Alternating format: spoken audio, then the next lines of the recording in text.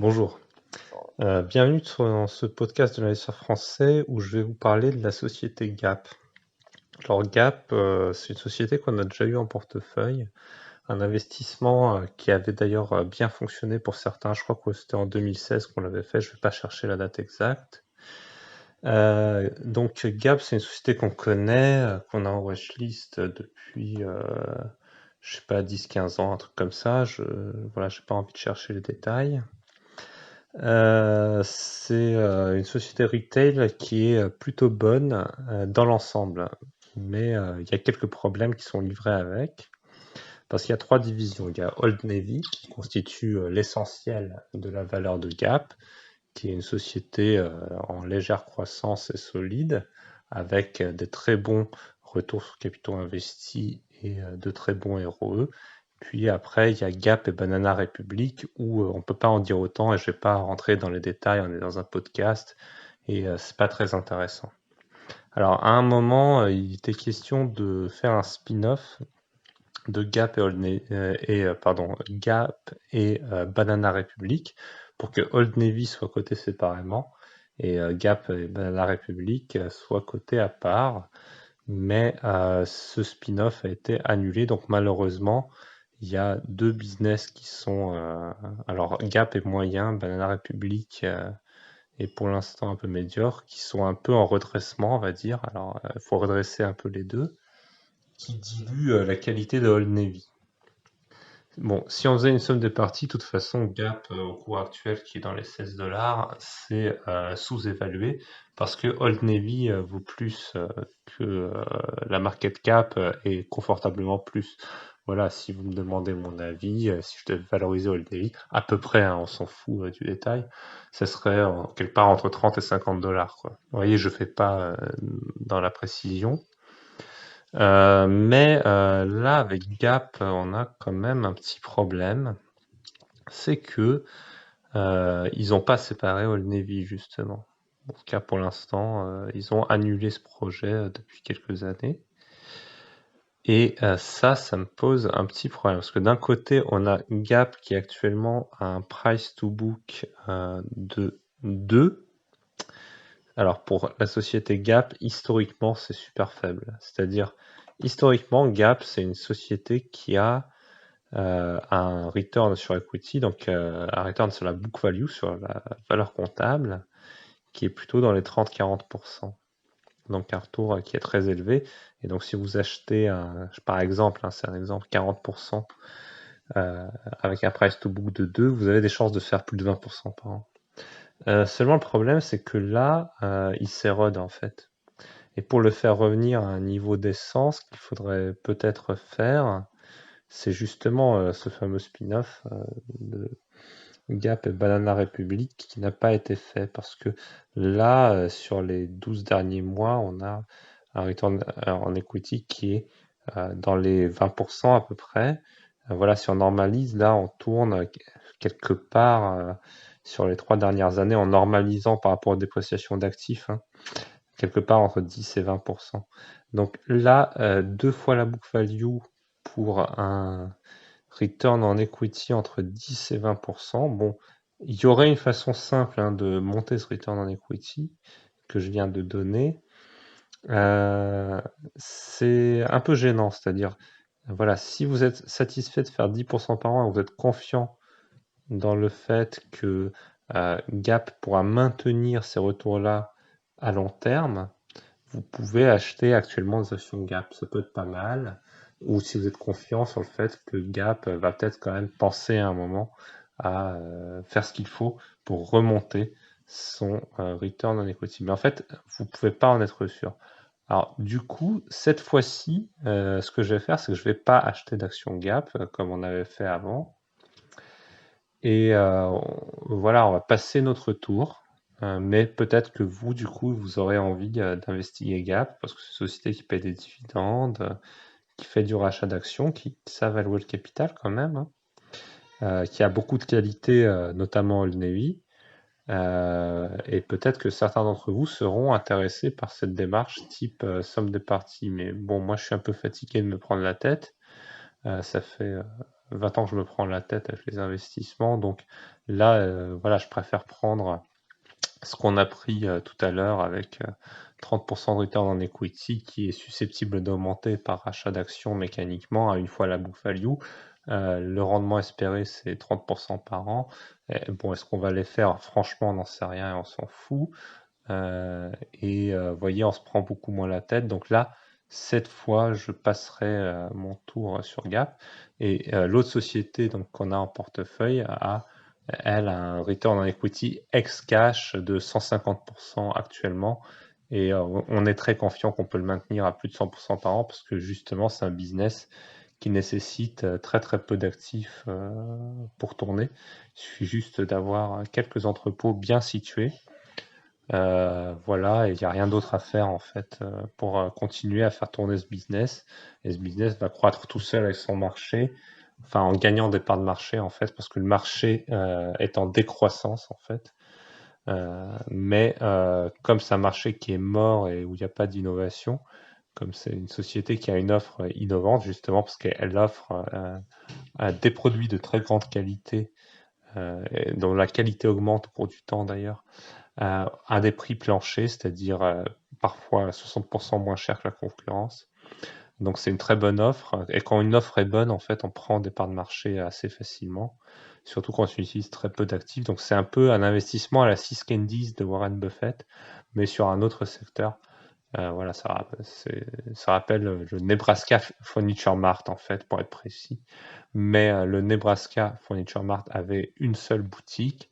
Là, c'est juste des entrepôts un peu partout. Mais voilà, c'est un business à la française, l'autre c'est un business à l'américaine. Ça tourne un peu différemment. Et les deux sont très intéressants. Et pour information, Nebraska Furniture Mart, voilà, c'est un business qui aujourd'hui vaut des dizaines de milliards de dollars. Juste une seule boutique, hein, quand même. Vous vous rendez compte de la qualité de ce business? Et là, on a un truc un peu similaire en France que là, on peut acheter sans avoir à être dilué par les autres business de merde de Berkshire Hathaway. Alors là, je plaisante, il n'y a pas de business de merde dans Berkshire Hathaway. Simplement, voilà, on peut pas avoir juste le Nebraska Furniture Mart qui serait en fait mon business préféré à moi chez Berkshire Hathaway. C'est-à-dire, si je devais acheter Berkshire Hathaway, j'achèterais juste le Nebraska Furniture Mart. Tout le reste, j'en ai rien à foutre. Voilà. Euh, si ce qu'elles disent à la rigueur, mais non, franchement, Nebraska Furniture Mart, c'est bien. C'est un business local qui domine totalement son marché, qui fait des ROE de dingue, qui propose une offre exceptionnelle. Donc ça, c'est le genre de business qui m'intéresse, moi. Les meubles, ça sert toujours à quelque chose. Voilà, je pense que vous utilisez une table pour manger, un lit pour dormir, un canapé pour vous asseoir et des chaises pour vous asseoir aussi. Donc, quand on vend des produits comme ça de première nécessité, c'est toujours très rassurant parce que moi, je vois pas comment le monde humain normal tourne sans ça. Voilà, donc je, j'aime beaucoup ce genre de business-là. Et c'est là qu'on trouve les meilleurs héros, en fait, tout simplement. Donc, il suffit de s'inspirer un peu de l'histoire et de s'adapter un peu aux circonstances de son environnement pour trouver de bons investissements. C'est-à-dire, vous regardez euh, Buffett, vous essayez de trouver l'investissement qui vous convient dans Warren Buffett, machin, donc Nebraska Furniture Mart. Est-ce qu'il y a quelque chose pareil qui peut être trouvé? Ça aussi, c'est une façon de trouver des investissements que j'utilise et c'est comme ça aussi qu'on a trouvé beaucoup d'investissements dans la watchlist. Donc je vous donne des techniques d'investissement là, c'est sympa aussi. Vous pouvez faire comme ça, hein. C'est extrêmement productif et ça fait gagner du temps parce que moi je me suis tapé Value Line de A à Z sur non seulement le Value Line normal et Value Line Small et Mid Cap, exactement comme a fait Warren Buffett. Et je peux vous dire quand même, on perd énormément de temps avec énormément de business qui servent strictement à rien. Donc voilà, si vous voulez vraiment être productif, réfléchissez comme ça. Regardez où vous allez acheter des choses, les produits que vous consommez. Donc voilà, moi je consomme des chaises, moi je consomme du canapé, je consomme du lit, j'aime bien ça. Voilà, je pense que je suis pas le seul. Donc je vous oriente bien sûr vers ce genre d'investissement parce que naturellement, ça c'est des business durables qui craignent rien. Par contre, il faut qu'il soit bien fait, c'est-à-dire Tout le monde peut faire une chaise, tout le monde peut vendre une chaise. Je veux dire, acheter une chaise et vendre une chaise, ça c'est pas dur. Mais vendre une chaise à 60% moins cher que la concurrence et en étant plus profitable que la concurrence, ça c'est dur, ok? Donc il y a des gens qui savent faire ça. Voilà, moi quand je trouve des gens comme ça, j'y vais. Et là, vraiment, voilà, on a trouvé ça quand même. C'est exceptionnel. On a trouvé en France, c'est-à-dire pas aux États-Unis. On connaissait déjà Nebraska Furniture Mart. Là, on a trouvé en France, chez nous quand même. C'est exceptionnel. Et vraiment, je vous invite à faire cet investissement. Je pense que vous connaissez tous le nom de cette boîte. Mais voilà, juste, je fais semblant qu'on parle d'un truc, on apprend des choses. Mais voyez comment on cherche des investissements et la plus-value de l'investisseur français, en fait, ce que je voulais dire aussi dans ce podcast, c'est ça, c'est-à-dire on essaye de trouver des méthodes efficaces, des méthodes qui marchent pour trouver de bons investissements sans avoir à devenir un Warren Buffett qui passe sa journée à lire des rapports pendant 20 ans. Ok, donc ça, c'est pas une vie.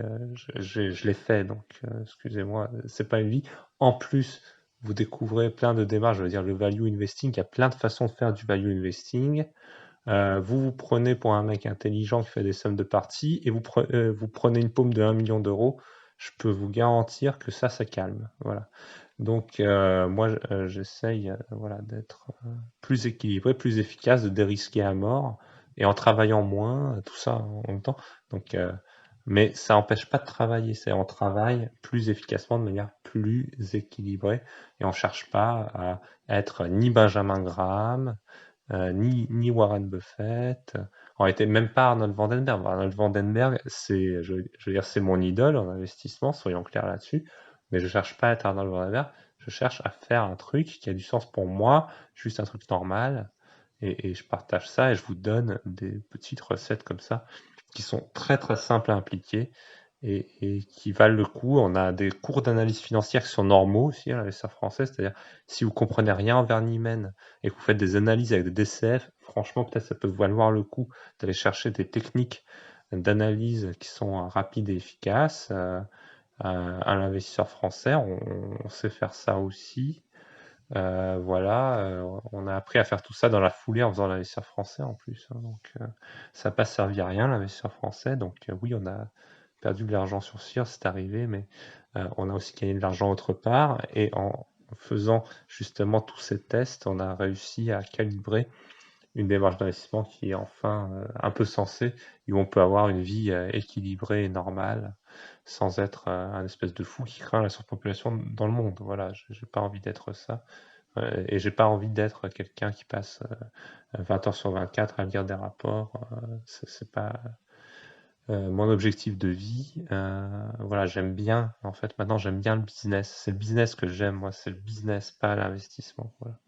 Donc, j'essaye de faire un peu d'artisanat avec l'investisseur français en vous enseignant justement les clés du business. Parce que j'ai créé aussi 4 entreprises dans ma vie pour essayer de comprendre ce qu'on faisait dans le business.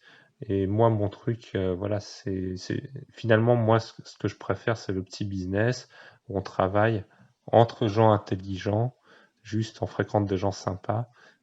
Et intelligents en même temps, c'est-à-dire sympa et intelligent. C'est-à-dire, il y a des gens que j'ai fréquentés qui étaient très intelligents, mais voilà, dans leur intelligence, parfois, ils se permettaient de faire des choses que je comprends pas. C'est-à-dire, voilà, par exemple, revendiquer la paternité d'un business ou des choses comme ça. C'est très très dur à comprendre quand ça vous arrive, quoi. Donc voilà, en fait, tout va bien. C'est maintenant, je veux dire, pour l'instant, IF, c'est un business artisanal. Il y a 2 personnes qui interviennent à l'investisseur français dans une ambiance un peu sympa. Voilà, on dirait que je suis tout seul, c'est pas le cas en réalité. Voilà, il y a dans les formations d'ailleurs, les gens qui ont fait nos formations ont pu s'assurer qu'on était bien deux.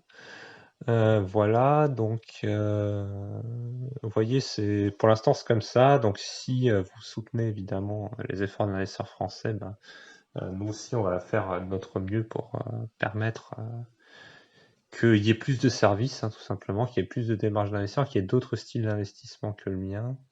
Mais dans une bonne ambiance, quoi. Pas, on n'est pas en train de courir derrière 1000 abonnés à l'investisseur français pour qu'on gagne 1 million d'euros. C'est pas le but. Le but, c'est de faire juste un truc où on peut faire du travail normal entre gens normaux qui proposent des bonnes démarches d'investissement, qui sont efficaces, qui sont un peu rusées, qui sont équilibrées et qui permettent d'avoir une vie équilibrée. Voilà. Donc, je vous remercie de votre attention et je vous dis à très bientôt pour un nouveau podcast. Merci.